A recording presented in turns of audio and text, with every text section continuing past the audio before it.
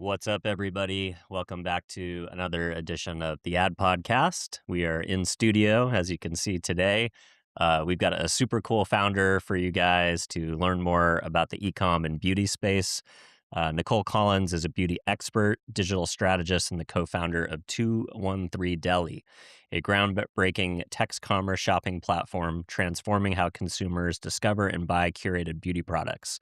A native Angelino with a career spanning over 20 years in the beauty industry, Nicole first established herself as a heavy-hitting builder in the digital beauty ecosystem as part of the founding team of Ipsy, where she spearheaded brand partnerships and helped revolutionize subscription commerce. Combining her decades of deep product intuition and cutting-edge retail tech, she launched 213 Deli alongside co-founder Corey Weiss.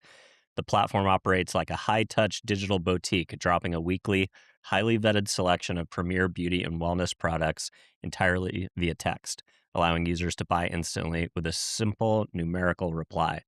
Nicole, thanks for coming on. Thank you so much for having me. Yeah. I'm glad to be here. So gave a little bit of a bio there, but maybe you could contextualize a little bit for the audience. So where'd you grow up? What'd you study? And how'd you get in the beauty, digital, the whole ecosystem? I'm an LA girl through and through. Wow. Went to USC. That's rare, Fight on. right? And I actually studied broadcast journalism and international relations because I wanted to be Christian Amanpour, Oh, cool. reporting from the front Okay, lines. let's go. I figured out along the way that wasn't going to be my path, and I wasn't as passionate about it as I thought.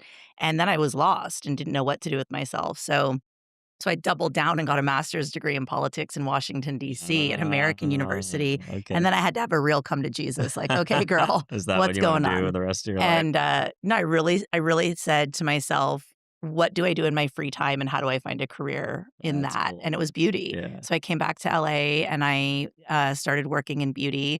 I worked for a bunch of startup brands, indie brands, when indie brand was not a buzzword, Sure, but that's what LA was in those days. Hollywood is very much a storytelling town. The beauty industry is a storytelling industry. So the beauty brands on the West Coast really leaned into bloggers when they Kinda started, influencer marketing and YouTubers. 1.0, right? Totally 1.0. And that served them greatly. And then, NYX Cosmetics, Too Faced, Urban Decay, they all got purchased by the big guys in New York, L'Oreal, Estee Lauder, et cetera, because they tapped into a real connection with consumer much earlier than the bigger brands did. Through many strokes of good luck, I met the founders of Ipsy. Yeah, When Michelle Phan, right? Michelle Yeah. Phan, Marcelo Camberos. When I met them, the company was called MyGlam. Oh, It was okay. beta, like it was early Interesting. days. Yeah. There were maybe, I don't know, 8 of us or so. Around lunchtime, somebody would stand up and be like, "Hey, where should we eat lunch?" We'd all like go together. It was fun times. And this was kind of when the trend of like sample boxing was first kind There of was hitting, one right? other Yeah, company, Birchbox, I think. Birchbox, Yeah, I remember that. exactly. Yeah. And But didn't have the biggest YouTuber in beauty correct. attached to it. We were still calling social media new media. This was 2012. It was a lifetime ago. So it was fun days. Mostly, we had an idea that we believed in. Everybody was an A player running towards the goal, and we created $1 billion business out of that idea, and it was an amazing entrepreneurial ride to be on. I learned a lot. Michelle Phan and I both left in 2017. Mhm. If you've ever worked at a venture-backed company, a lot of people leave when their shares fully vest and Yeah, move makes on to the sense. next gig. Totally, So, yeah, because what's the incentive, right. to stick around Yeah. afterwards? I mean, Y unless there's Whatever you've got, you've yeah, got at that yeah, point. exactly. So we left, and she actually had 2 Chinese business partners in mind and invited me to join them in starting a business, taking American beauty brands to China. Oh, I got a master's degree on the street in China, I just can learning only about imagine. social commerce. It was rad. Yeah, and they're like always kind of 5 years ahead of us as it pertains to social commerce. I mean, their social ecosystems were a little bit more integrated from the beginning. Like the apps are the shopping apps are social media apps are live streaming apps, and the whole idea of like live commerce kind of started there. And 100%. people never knew if it would quite translate to the U.S. market. And now you've got brands that are doing $1 million sales days on, live Yep. streams. And, 100%. It really put a bee in my bonnet about discovery. Mm, How do consumers discover and then shop for specifically beauty products? Because at the end of the day, I'm a total junkie. I could talk about makeup all day long. I love it. And so I left that business after a year, largely because my business partners and I weren't aligned on execution. Hmm. And that's the other thing about being an entrepreneur. It's like, you've got to have a really great idea. You've got to have great product that backs up that idea. You've got to have the right team Hmm. and you have to have money and you have to have all four of those things at Yeah. the same time And to make it sometimes work. sometimes the people can be the right resumes, but it really is like it's like a marriage in a lot of ways, right? 100%. Like you don't know. My first venture was with a college, fraternity brother. Great idea, good timing. All the things were kind of in the right place, but we had been great friends in college, but we had never worked together. And when you kind of get under the hood and work with somebody, you get exposed to all of their idiosyncrasies, and really, it's truly like a relationship, It right? It's is. like you get Yeah. real, and Mhm. you got to have that alignment too. Yeah. Totally. I think it's valuable. I did some executive coaching. I've done loads along the way. And there are ideas about meeting people the first time you meet or shortly after you first meet and sharing your own personal strengths and weaknesses with them in full transparency in the hopes that they do the same. So you can figure out, like, we can't both be weak in the same spot. You know what I mean? Yeah, you kinda have to, like, Yeah, fill out the spokes in the wheel, right? So, like, if totally. somebody's good at sales and marketing and someone else is more quantitative and someone's more finance, Hmm. that's how you kinda You need all those build those players. well-rounded founder If teams. you're all math geniuses, great, but Who's who's gonna gonna do the sell? marketing? Like, yeah, Yeah. Luckily, that's where you came in, Yes. right? I love it. Yeah. That's awesome. So, yeah, I mean, long story long, Corey called me a few years ago and said, "Hey, what about text commerce?" Because 'Cause I'd worked for some social commerce apps. Spoiler alert, nobody wants to download an app. Nobody in America Mm. downloaded TikTok until 2020 when there was nothing else to do, Yeah, you and it was know? highly incentivized too, right? Like, they Million were out percent. there doing influencer campaigns, Yep. trying to get the people from the other platforms Mhm. over to there, so It was already a yeah, huge business that had a ton of money to recruit yeah, people to join. So when Corey mentioned text commerce, I thought, yeah, of course. More and more so now, people are willing to share their personal information, including phone number, yeah, with the brand that they really love if you don't message them too yeah, often you and don't you're overdo respectful of it. it. Yep, Yeah. So we launched 213 Deli, text to buy beauty, and I love it's it. we only sell one product a week. So that's roughly 50 products in the year, therefore highly curated. We target Gen X. Gen X spends more money on personal care than any other generation in I America. can definitely She's older, she's got money, yeah, but she feels not marketed to because if mhm, you look at social media, it's all the hot young babes that are yeah, featured in the that's ads. interesting, yeah. So, it's a white space. And then, you've got an expert saying, it's kinda like your best friend texting you once a week, "Hey, you need to know about this. It's amazing. Trust me. I've tried it. It's vetted." If you're not interested, you ignore. Something else comes along the next week. If you want it, you literally reply by a text. That's Is it it. more kinda editorial driven? Like, are you using the idea of, like, agentic commerce and stuff like that now that, you can kind of, make it sound like a one-to-one conversation versus a one-to-many? Are you thinking about implementing kind of is it custom or no, because it's a collection that you guys are curating, so I imagine there's probably a little bit of editorial and using personalization now? Um Highly editorial in that we're vetting and we're Yeah, choosing very few products for the year. We also write long form editorial content okay, that we nice. publish on our magazine on our website Yeah, for whoever wants to go down that rabbit hole and read that. The text mess right now, we're not yet personalizing the text messages to your preferences and desires, although we're working on that ability. interesting. It's really more about scale. If you have enough people to make that work logistically, enough consumers, but the text definitely feels like a friend sending you a text message with some clear information on how to purchase. Do the partners stay kind of in the platform after, like, if you select a new collection, do they only have the opportunity to transact that one time, or does that Mhm. partner kind of stay in your Um, catalog, so to speak, long term afterwards? we've got amazing customers that purchase from us very regularly. We love those women, of course. Um, we typically see that once you make your first purchase and you realize how easy it is and how quickly it gets to you, you're a little bit hooked and you stay on. We do have some looky-loos that have been with us for a very long time and haven't purchased. They may just be in it for trend, right? Like what's Yeah, cool, okay, what's that's trending, what's good. Yeah, kinda your interesting. editorial curation that way, Totally. yep, Probably a lot of people from the industry that I've known for a long time that just wanna see what's happening, but yeah, most of our consumers are repeat shoppers shopping a lot. It's an impulse purchase. It's coming through via text, there's a cool GIF, a fairly verbose, but, like, easy to read text message on what it is and why it's great and why you want it. And it's affordable always is the other thing, because I want you to look at it and be like, "Yep, that looks great. I want that." Not think about it too much, not go down a rabbit hole of reading reviews elsewhere, et cetera, et Is there cetera. a nice discount implied with the So we partner or always do maybe? full MSRP and Okay. a free gift and free shipping Oh, okay. or a special price so that there is an incentive. I'm a little bit sensitive to the olden days when people would read book reviews on Barnes& and Noble, but then buy the book on Amazon because it Yeah, was right. easier and faster to get. Yeah. So I don't want you to get my text and be like, "Great, let me go use my Let me Sephora go VIP see where rewards," else I you can know? find it for Yeah, cheaper, better, yeah, yeah. uh-huh. So there's an incentive. That's cool. Awesome. Well, talk about the marketing because that's always, the hardest Yes, thing, the hardest right? part. So what's working for you guys for acquisition? What's working for us is influencer That partnerships. makes sense. Yeah. So Yeah. every week we're partnering with a multitude of content creators, talking to their friends, fans, and followers on TikTok and Meta. Hey, there's this really cool new way to shop called 213 Deli. You got to check it out. Spoiler alert, the drop this week is fill in the blank. And that's the largest growth engine. And then word of mouth. But the Nice. influencer strategy has been our number one strategy.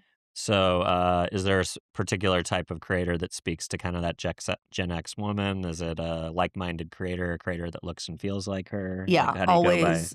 the sourcing piece? Always a middle-aged mom, and I say that with the utmost respect. I'm a middle-aged mom myself, like, we're younger, cooler than the middle-aged moms of the past, you Sure. know what I mean? So, Jamie Greenberg comes to mind. She's an Mm, amazing celebrity makeup artist. She's also in her late 40s. She's fun and funny and an expert and knowledgeable. We've also worked with Ami Desai and people like that, are hitting you that kinda going demo. with that professional, beauty creator that has a little bit more of like, let's say, credentials, like, not just like a lifestyle person that maybe looks good with a product and can kinda, like, demonstrate it, but someone that has some type of background in, like, being the makeup artist for a celebrity or a stylist or somebody that has a little bit more of that, like, expert lens than, We love the mm, experts, and we also love an engaged audience. yeah. So if a creator Engagement's kind of has, a proxy that's for the buying, thing, right? right? So if you're a home taught expert and you've got a diehard group of friends, fans, and followers on social that hang on your every word, we love you too. If you're, 40 plus, 40 to 50 years old, um, i- influencer strategy and influencer marketing has changed so drastically since we called it new media in 2012. And I think there's all these people out there now saying, "Oh, I'm a UGC content creator." Oh, great. Send me So am I, samples. you know what I mean? Like, I've Yeah, got an Instagram channel too. and it really is Um truly has become that, right? Because I think as, I don't know, TikTok kind of changed the way that creator marketing was done and the idea that we moved from this follower-based economy where everybody was judged by, how many followers do you have? What percentage of your audience tunes into the content when you Mhm. post? And now you and me have the ability to go viral just as much as, somebody with 1 million followers. So the algorithm gets a vote now. So there is kind of this, I suppose, this incentive to, just work with a lot of creators so you get a lot at bats and that those pieces of content go out and find these micro communities, maybe A is little kind of the bit. thinking. For us, because we have tight budget, we have to Mm, be extremely thoughtful mm, about who we're working with, and it's important that there's a value exchange. Otherwise, I'll just make content all day long, you know what yeah, I mean? right. And ask my mom friends at preschool to do the same thing, Yeah. and there's some value in that, but really, I want someone who actually has an audience that's looking to her for beauty Yeah. advice and when she says, "This is really cool, you gotta check this out," people are gonna check it People out. listen. Yeah. Yeah. Interesting. You kind of touched on another big trend right now, the founder-led brand, right? Like the idea Mhm. that, somebody or the CEO has to be kind of the chief evangelist out there on LinkedIn, kind of building in public so people can kind of follow along. And that's a bit of a superpower actually now with brands. This idea that people buy from people now, and they want to Mhm. see the who behind the what. Are you leaning into that as a founder? Are you the person on the team that is kind of in front of camera and doing content and doing thought leadership on LinkedIn? Obviously, you're willing to come on a podcast, right? We'll Yes. get some good clips out of this for the socials, Um, hopefully. I think everyone has to. Yeah. It's not a choice anymore. Hmm. We're all on camera talent now. That's It's just wild. what the world is, you know? So, so yeah, I mean, I'm a big LinkedIn nerd. Yeah. I love LinkedIn. I also create content on mostly Instagram stories. And I mean, I will literally I have a few sorority sisters who always buy when I post Instagram stories. Love So that. call me an influencer. But you have to be. The Yeah. consumers want to know who's behind it, why should I trust you, etc. Was that a hard thing for you to lean into? Easy? Did it come naturally? I mean, I studied broadcast Yeah, journalism at USC and total. thought I was gonna be on television, so it's easy for me. I don't fancy myself an influencer, and I'll often joke, like, "I'm not an influencer, but," You fill in the caveat blank, it.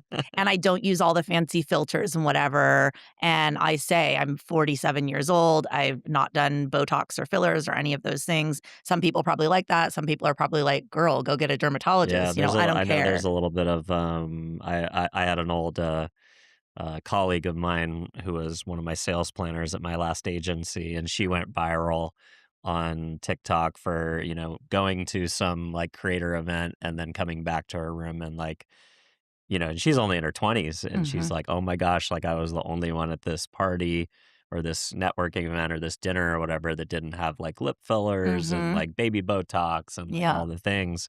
And, she went it's a extremely controversial subject, like, some people are all for it, some people are against it, some people are somewhere in the middle, but, that's an engagement opportunity, right? When totally. people are talking positive and negative, Mhm. that's an engagement moment. Million Yeah. percent. And as a woman, I feel like do you. Yeah. Whatever feels right to you so that you move through the world with your utmost confidence, do that. Yeah. For me, it's not the injections, but I don't look down on any woman who does it. I love that. Very cool. All right. You talked about budget. So are you guys venture backed, We're not yet bootstrapped? venture Okay, backed, we're nice. bootstrapped. Yeah. Are you kind of trying to position the business to go after a Series A, or what is Yeah, what's it's your tricky, journey on that on in that, or what's your perspective on that kind of side of things? Because obviously, you talked about Ipsy and earning the earnouts, and Mhm. it's like taking money.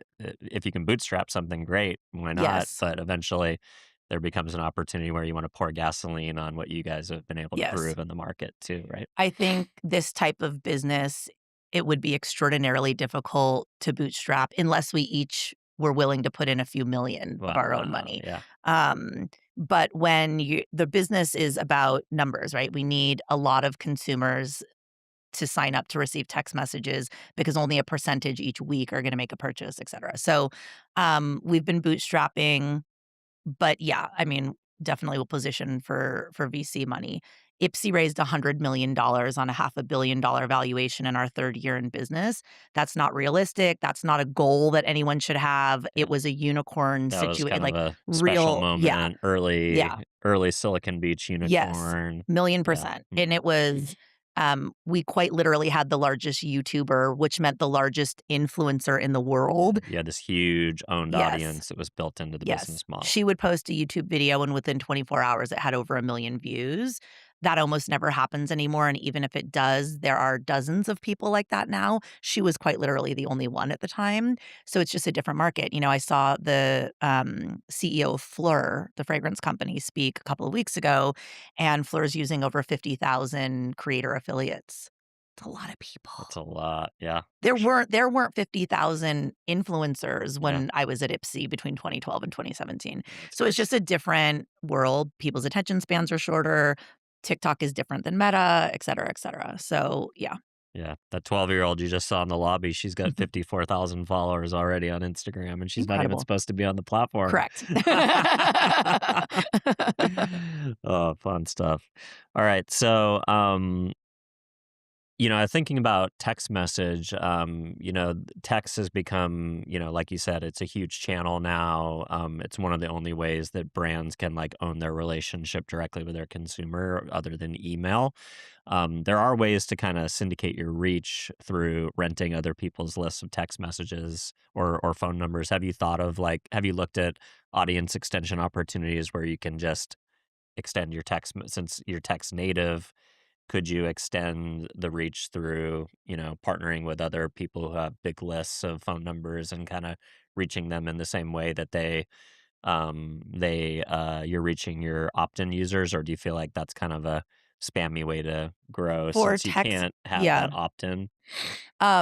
You by law, people are required to opt into text message. Interesting. Okay. Yes. Yeah. So we couldn't buy a list and just start texting Yeah. Yeah. people. hmm They actually have to opt in to receive the message. So that's tricky. But if somebody It's a else already had challenge. opt-ins, could you They could is promote there's us, a part like, and then there yeah. could be a link that that person would click, and it would Mhm. auto populate a text, and they Yeah. would send that text. And so, yeah, we've those types of things. It's a interesting business, and it's a little bit nascent still. Mm. There aren't that many companies doing text commerce. Wine Text by Gary Vee is extraordinarily successful, and there's some coffee companies that do well, but that doesn't make sense for us with beauty. So always thinking about it all the time. We also have two-way conversation ability. So someone could text us and say, "Hey, transitioning my skincare routine from winter to summer, this serum doesn't seem to be working. What do you suggest?" And we could get into a Mhm. conversation with that, and we can train an AI bot, with our expertise, et cetera. So those are fun things for the future. Would that be like affiliate? Like you guys are facilitating them into a product that, you like that AI could recommend or give advice or be like your beauty expert in your pocket? Or would that be pointing them to other catalog items from the past? Like, I think we would hold the merch and got sell it. direct so that you could still hit yes and Yeah, have it shipped right to got it. you. I feel like that's the customer who loves us loves that, right? That I literally hit yes and And it's then it's sent to me. like Amazon Yep. style in your Yep. No, mailbox. I didn't no credit card number. I didn't have to put Yeah. my address in, Well, all of that. it does speak to this kind of it's like an early touch point with this whole idea of like agentic commerce, right? Mhm. Like I recently heard the former go-to market for OpenAI, Zach is his first name, I forget his last name, but he spoke at IAB this year, and he mentioned that, one of the first things that consumers will probably be willing to hand over their purchasing power to from an agentic shopping perspective is like staples, right? Yeah. Like the things that are in your refrigerator, Mhm. things that are in your pantry, things Mhm. that are in the hallway closet that really Mhm. you don't really care what brand it is, Mhm. but it's something that could be replaced, and you know your smart refrigerator can know when the milk is gone and Yep. it can make sure that it's there. Yep. um the idea, how much have you guys been thinking about this idea that like, what you guys are already building is essentially it's like pre-agentic commerce in a Mhm. way. And now agentic commerce is really kind of exploding on the scene. I don't know how many people are using it yet. I don't know what the stats are, but I imagine we're not far off from a world in which people are going to, interact with these AI apps that they have in their pockets and say, "Hey, go get me milk," or "Go get me brand X milk." Yes. And a lot of times they won't care as long as it's like cheap, good quality, Mhm. organic, whatever. The AI kind of knows you, and you guys have so Yeah. much data on knowing your users. Yes. Like, how much are you thinking about this as like a natural lead into like the whole agentic commerce There's world? always an opportunity in beauty because one tricky thing about the industry is that you never win a consumer, right? Like I always tell people, if you get someone to buy a BMW or a Toyota or whatever, and they love that car, they'll buy that brand of car maybe for the rest of their Yeah. life. No such thing in the beauty Beauty is industry. transient. It's like there's not a lot of brand um stickiness. even if there's brand stickiness, or I can product always stickiness, yeah, I can maybe? always convince you otherwise. Like, if I have lunch with my girlfriend, I'm like, "I am using the absolute best mascara in the history of the universe," and she says, "No, you're not, I am." She might Mhm. convince me, "What the heck? It's $25. Let me try hers," Yeah. because if I don't like it, I can go back to mine.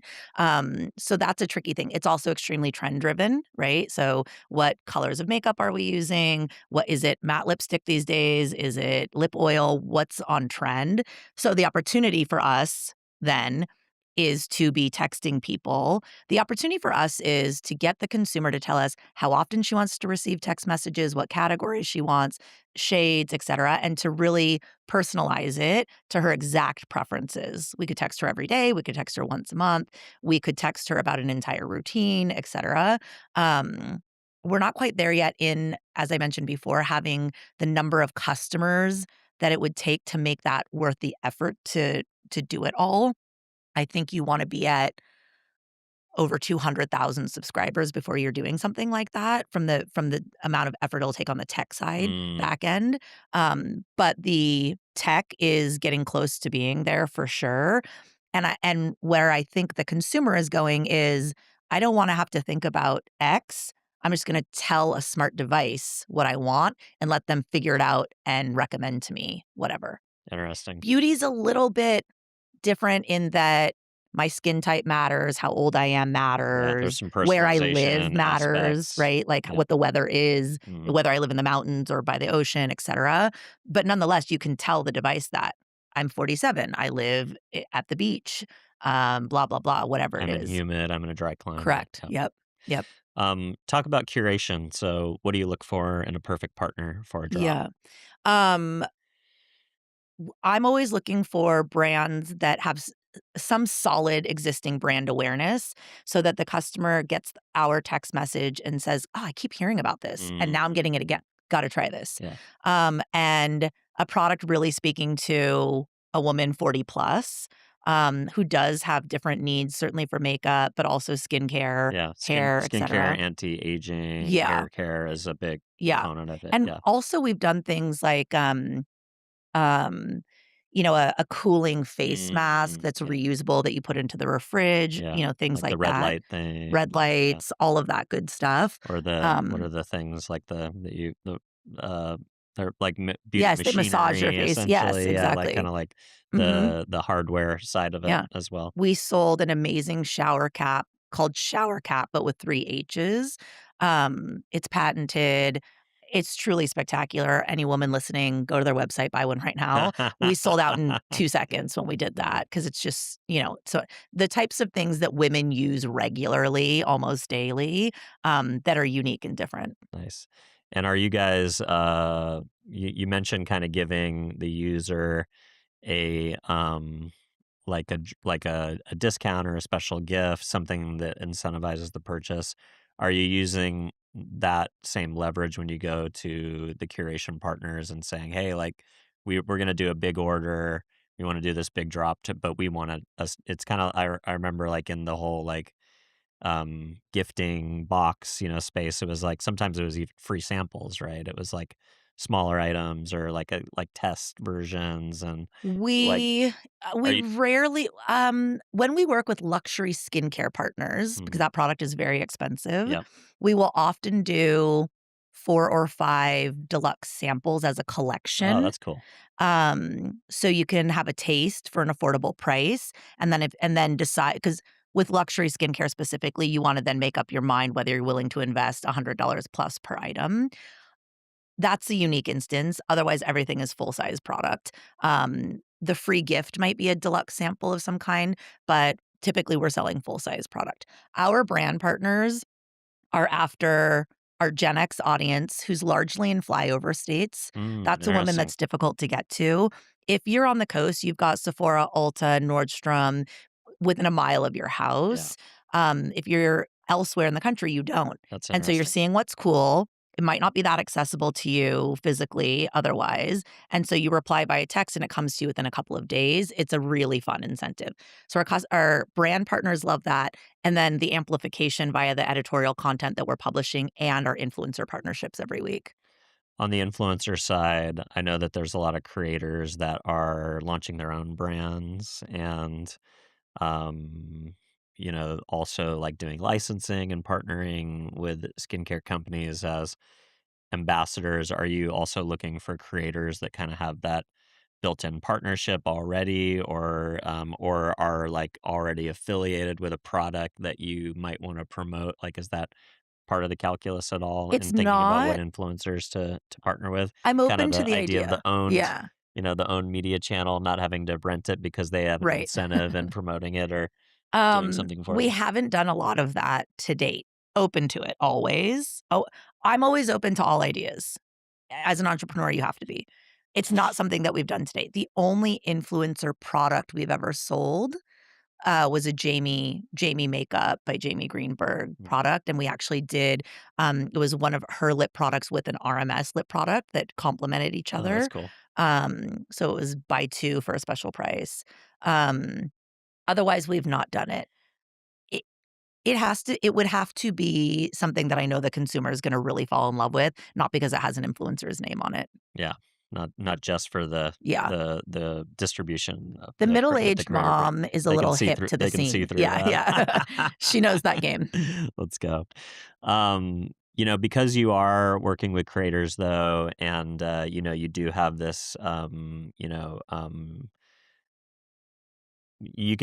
you texting videos of like creators doing demonstrations of the products? Like, are you able to use video as part of the text message, sequencing of messaging so people can like, because it's one thing to get a description and like a picture, but if you could like click through on a video that comes through text and like actually see how it works, see what somebody looks like, see the application. Are you using video like within the text channel? We have video capability. We have not used it. Is Not it more expensive It's to not more send videos? Yeah. expensive. It's, not every consumer will allow for that Mm, MMS. It's something worth playing with, and we can A/B test because we can send 5 different versions of a text on the same product if we wanted to see what was going on. We haven't played with it much. We do a GIF every week, and so there is an image of a creator wearing the product. Um, but sometimes if it's a product that we know will look good on multiple shades, which often we're doing, then there'll be a shade range image as well, so you can see what the product looks like on a variation of shade of, skin tones, and then a slide that says what the product is and how much it costs. So a little bit of the text message is fun conversation, and a little bit of it is, "I need you to know what it is and how much it costs so that you buy it." So, things to play with. that's cool. So, you know, essentially you're kind of flipping the shop model in a way like where e-commerce gives you like unlimited choices and you can scroll endlessly through thousands of items on a website. You're essentially flipping the script by doing a curated drop of a weekly favorite. Why do you think simplifying choice is a win for, this consumer? It's almost like an antidote to the modern consumer decision fatigue.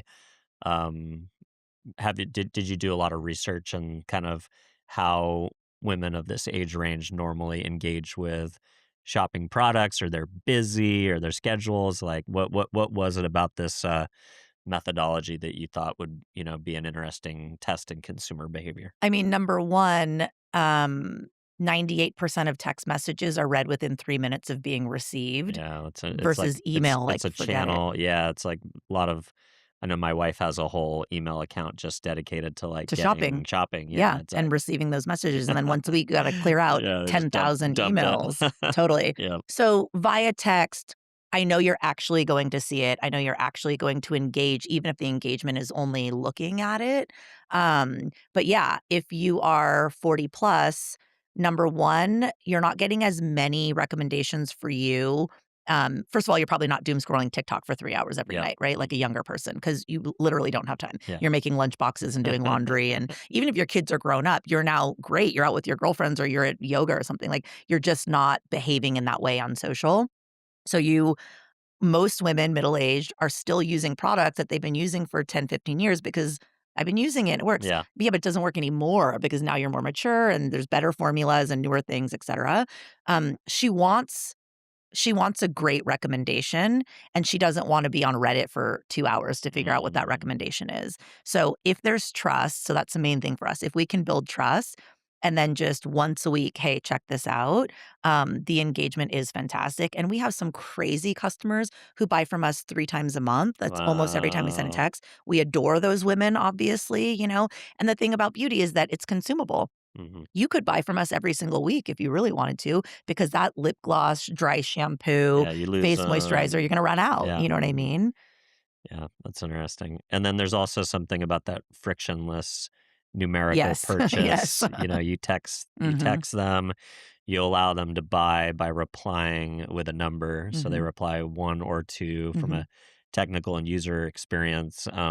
Was there a hard barrier to entry to getting people to, upload their credit card and kind of engage in commerce and this idea of like this is very, you know, Amazon buy-ish, it's like Mhm. almost like Amazon has a lot of advantages, in their media channels because they do have that, frictionless checkout experience. 100%. Was it hard to get people to trust their credit card and trust this type of buyer engagement with, a brand that's not as well known with like I think Amazon or so. Walmart? Yeah. It's hard to know for sure, but I think that year 1 growth was not as swift as year 2 or year 3, right? And I think that is part of it. Like, what is this? It's also part of the reason that we launched with influencer strategy. If you trust this person and they're saying, "This is a really cool company, I've been working with them, I know them, etcetera," you're probably gonna be more inclined to Yeah. trust it yourself, give your Mhm. credit card, etcetera. And as I said, once somebody makes a single purchase, so you can go to 213deli.com and give us your phone number and click, "Yes, I'll receive text messages," and nothing else, and just Mm, start getting text yeah. messages. You don't have to give us a So credit it's a bit of card. a funnel. You can kinda, like, Yes. start with a Yes. easier touch point, which is just Mhm. receiving texts, and then once Right. you start seeing, like, "Oh, okay, these are" "This looks cool. eventually you see This looks something you wanna cool." buy, and Right. then you're like, "Okay, now Mhm. now I'll Yeah. go through the So if you had transaction never funnel." given us your phone number and you hit 1, you wanna get one, you'll get a text saying, "Great, please give us your credit card and shipping address. You only have to do this once," and there's a link.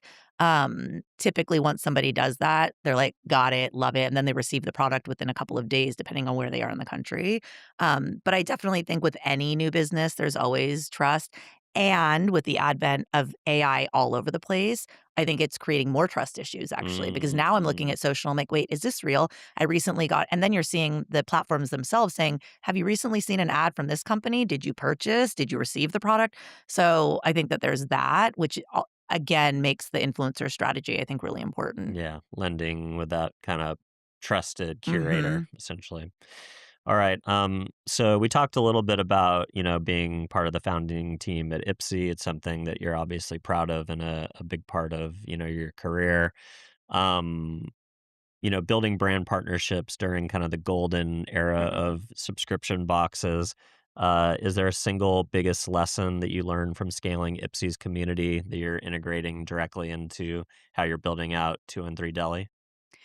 The biggest thing is delight, Hmm. right? If I delight the customer, she will come back, she will tell her friends, and the delight is in product curation, number 1, and then ease of use, number 2. So product curation is crucial, of course. I think we make our delivery really fun. Certainly hitting 1, I wanna get 1 on a text, then you get a message saying, "Great, shipping to you here." And then it comes through in a really cool branded package, etcetera, a few days later. I think all of that matters. Yeah. It's crucial and entirely crucial, free shipping, all of those things. A lot of the lessons at Ipsy, um, can't be replicated, you know? It's a different time, consumer is different, etcetera, and that was just a rocket ship in a bottle. I've been interviewed a lot about, like, the playbook, and I'm like, "Sadly, there Doesn't isn't. It exist doesn't anymore. exist. Yeah. You couldn't do it again. It was a blip in time," Mm. you know? Yeah. You talked a little something that I think is important, which is the packaging, right? Yes. Like a lot of times people don't realize that their packaging is like their single most important, it's like an in real life touch point with the brand. It gets shared. I remember my wife having the Ipsy little bags, Yeah. all over the house and stuff Mhm. like that. Totally. They become like a, part of your routine. Like you throw Yes. it in the purse and it becomes like maybe a weekend Mhm. travel, toiletries kit or something like that. So it kind of stays with you and as a reminder. How intentional were you about thinking about the packaging, the delivery, the unboxing experience, I kind of mean, what very happens much. after the digital touch point? Also, we're a new business, so we're looking for real user-generated content of a customer getting a package and being like, Yep. "Oh, this is so fun. This has delighted me. Let me share this," you know? Mhm. So yeah, it's really important to us, and every package that we send has a postcard in it, asking people to share content with an incentive, and then how they can tell a friend to sign up as well. I love that. All right, so the storytelling behind the bottle, um, you've mentioned that as your career progressed, you fell in love with founders and the values behind beauty brands. It's not just the products themselves. We talked about the idea of different types of products for different people, personal heritage, ethical vision, whether a product is cruelty free, vegan, gives back to a community. Um, uh, I don't know if I'm pronouncing this, Napolera's focus Mhm, on Mexican heritage and mhm. clean body care. Um, why do you think these different aspects of a brand are critical tool for driving e-commerce, kind of the story, the larger story behind these fast growing trending brands? I mean, as we said before, everyone's camera facing now. Consumers care what they're buying and who's behind it and what the point is. But as like a real diehard beauty junkie, um, what's the difference between this fabulous body oil and this fabulous body oil? The only real difference is in the intention behind it, who created it and why, because really anyone can find a fantastic contract manufacturer and make a fantastic product. Yep. Um, but what's the point and why are you doing it? Mhm. So Sandra from Nopalera is an amazing entrepreneur. She had a beautiful idea about she's American but of Mexican descent and talking about luxury products made with Mexican ingredients and Mm, putting that at the forefront of a conversation around beauty, which really hadn't been done before. yeah. Packaging is gorgeous. The branding is beautiful. She's smart and wonderful, and I love all of that, and I think so do her diehard customers. She's had really fantastic growth over the last several years that she's been in business. Another entrepreneur that comes to mind is a woman named Octavia Morgan. She's a luxury perfumer, the first Black luxury perfumer in Ulta. Gorgeous product, gorgeous packaging, amazing fragrances. She just launched body oils with 213 Deli. Nice. So those are stories that matter. Can I go buy a Chanel perfume that smells great? Sure.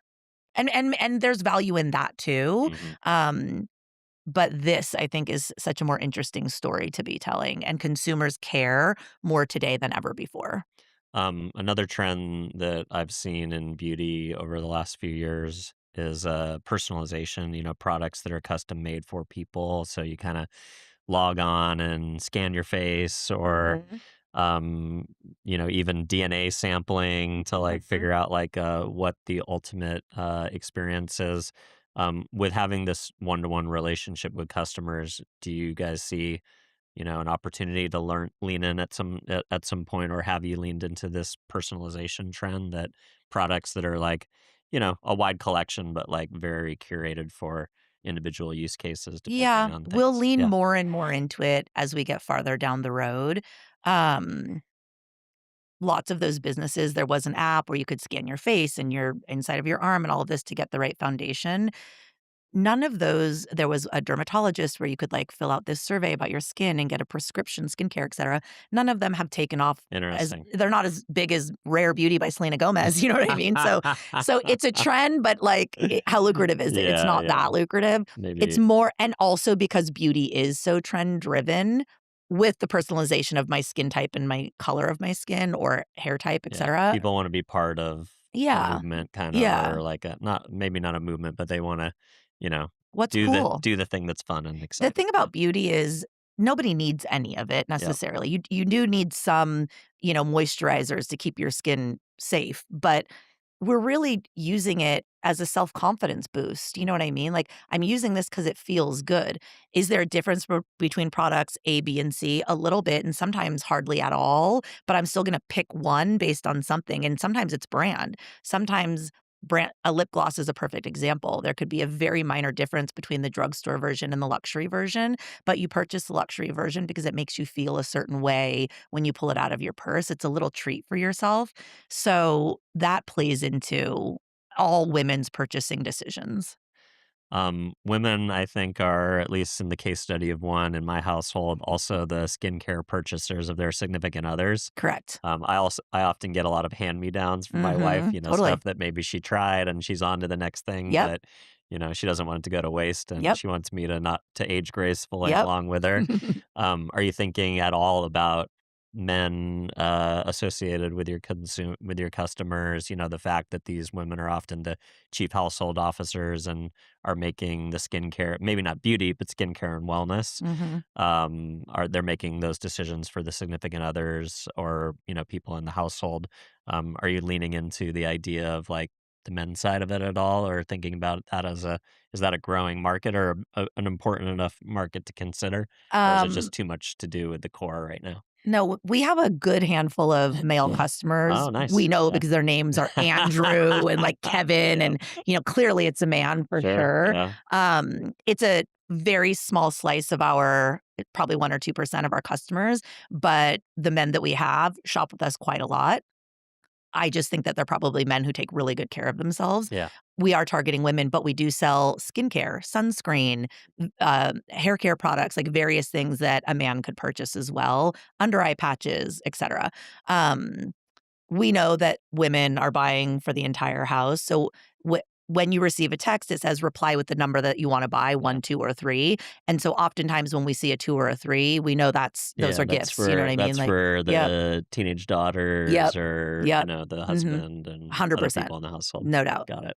When we have a much larger, following, and then we'll start asking people questions about frequency, categories, whatever, then I can start curating for men with men-specific fragrances and shave Yeah, products and you'll be able to things. segment Totally. the list Yeah. in a way that's a little bit more driven around demographics and Yeah. what you start to learn and know about, or do you have a, kind of a segmentation text? Like, well, it's an amazing opportunity for first party surveying too, Mhm. right? Like, you can ask a question, follow-up Yep. question. Mhm. Are you starting to build interesting customer profiles for kind of future segmentation, like going above and beyond just the transaction, but using the fact that you have this text channel as a communication window that's probably would receive a lot more engagement than like trying to get somebody to fill out a survey over email. Like text is just so easy to like reply, Yes. with yes or no to this question or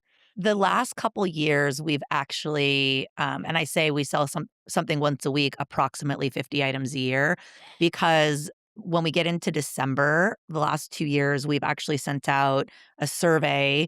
We'll put $15 credit into your account for filling out this survey, which will not take mm, more than 3 minutes, nice. and boatloads of first party data, and they put their phone number in when they start filling it out, so we can then attach that to the information that we already have about them. What we already know about our customer is which influencer sent her to us, how long she's been with us, how many purchases she's made, every single item she's ever purchased, where she lives, like a lot of information we have Mm, about these women. Um, and then we've gotten loads of information that way. We can, of course, send out one-on-one messages.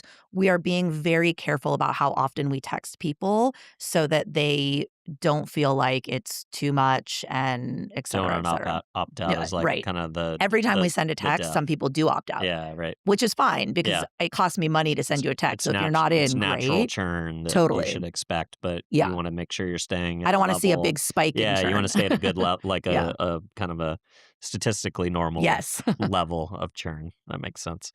We were talking a little bit about the inside out wellness boom, curating things that have expanded above and beyond makeup into luxury body care, vitamins, supplements, that's a big thing also on the men's side of it is like Yep. taking collagen, Yep. taking apple cider vinegar, Mhm. not ayahuasca, You that's could do another that show. too. Ashwagandha, Yes. like the supplement space is kind of really tying into holistic wellness and, how you feel, not just how you look. It kind of all comes together. Like, how do you see that as like maybe a natural extension of where you are already exploring, but kind of it feels like We've a dipped our natural. toe in, since the beginning, actually, because it really the lines between beauty and wellness are totally blurred. Um, the last 2 years in a row, actually, we partnered with Alice, chocolate mushrooms. They're Mm, functional mushrooms, okay. they're not psychedelic. Yep. You can buy them at Ulta, and they're delicious, beautifully packaged, and so for Halloween, the past 2 years, we've done, like, adult trick or treat, Oh, that's fun. get the Alice mushrooms. That's been a big hit with our consumer. We've partnered with Hum Nutrition on their Hair Strong products, and a handful of other wellness brands that speak really to beauty. We partnered with Lo Bosworth's company. So yeah, we definitely dip our toe in. We've also tested sexual wellness a little Mhm. bit, women's sexual wellness products. That one gets a wild reaction. There's woohoo, I love it, and oh my god, I can't believe you're texting me this. So in the statistically, normal range of unsubscribe, we've backed off a little bit from the Yeah. sexual wellness, Sure, but I'm sure. glad that we tested it. But straight up wellness, vitamin supplements, even, the collagen mix for a smoothie, things like that, we definitely dip our toe in. Could you see an opportunity to drive, users into, like, things like, sauna cold plunge and For into sure. spas to have Yes. more, like, uh, Mhm. cryofacial, like, do Yep. you see, like, on-premise We opportunities? have done actually. Oh, We've interesting. partnered a couple times. So again, we can segment like everyone within 5 miles of this zip code for a day Wow. spa Yeah. and just message those people. We did it with Face House in Santa Monica on Montana Avenue, offering a special price for a facial for first time users. So it's something we can do for sure and have done. Yeah, feels like that could be an opportunity to Hmm. do some experiential too, right? Definitely. Like where you could like get your creators out to an Hmm. event, get everybody to come at once and have like an open house, like Yep. make it a community opportunity Yep. too. Definitely. Very cool. All right. You guys have also leaned into, your own mission of, tapping into um things like fire relief, when Hmm. the Palisades fire Yeah. hit, obviously being a native Angelino. How does leaning into, social responsibility help to build brand affinity and, also tie into kind of the founder-led branding that you're talking about, the I think top end? it's delicate, Yeah. right? Mhm. I'm not a political spokesperson, and I Sure. don't have any desire to be one. Yeah.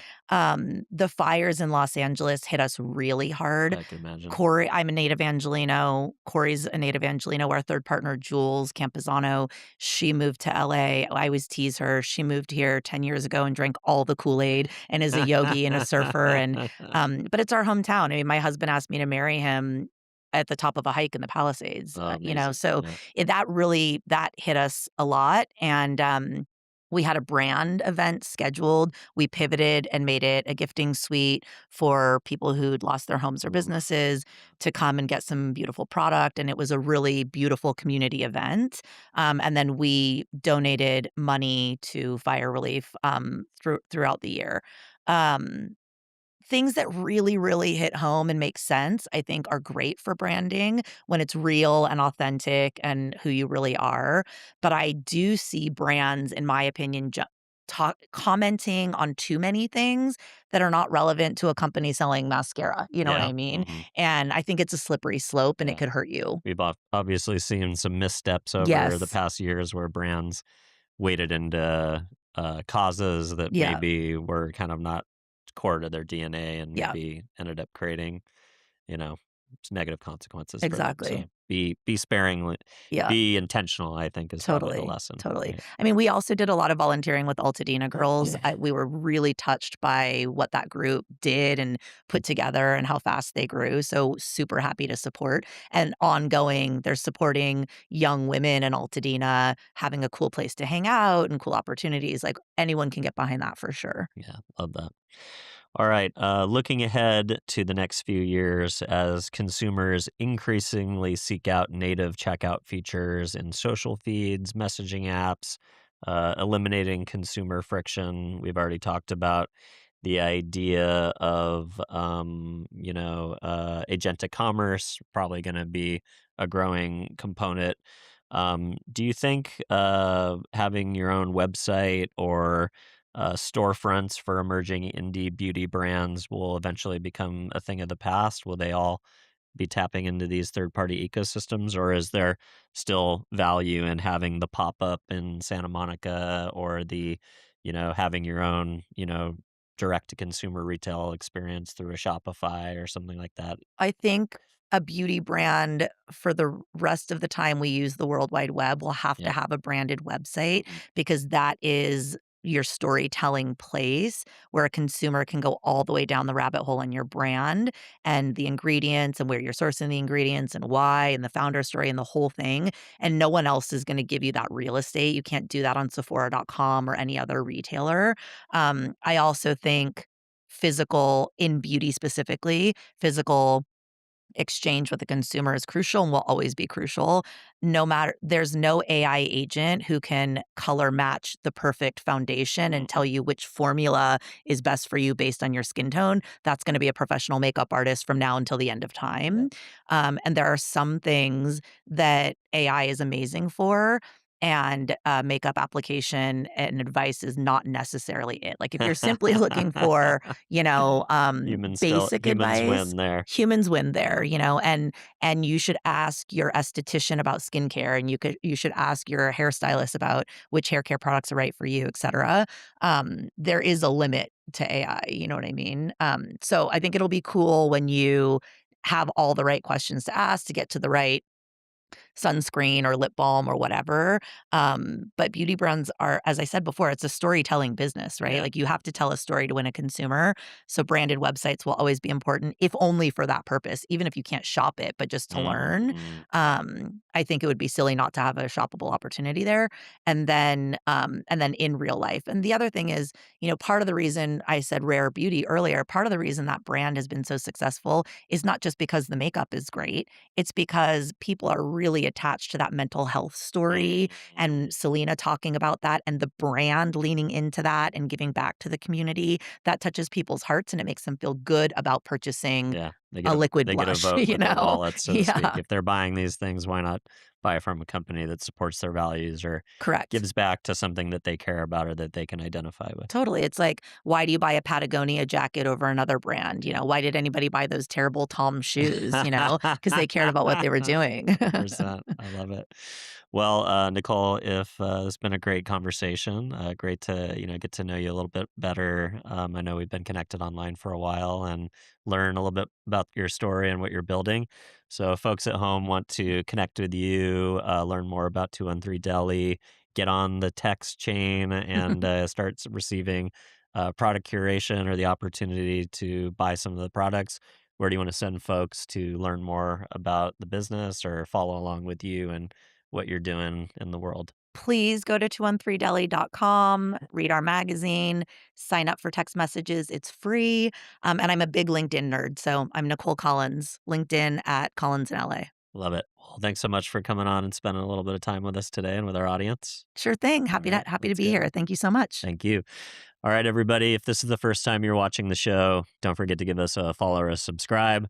If you're listening to the show, an honest review on whatever podcast platform you're listening on is how we find a larger audience organically. And last but not least, if there's maybe a beauty founder out there that would maybe want to partner with 213, another entrepreneur who's wanting to branch out and take their experience and turn it into that business idea, wants to learn a little bit more from Nicole's story, or just somebody who you think would benefit from the conversation we had today, don't forget to share the show. With that, we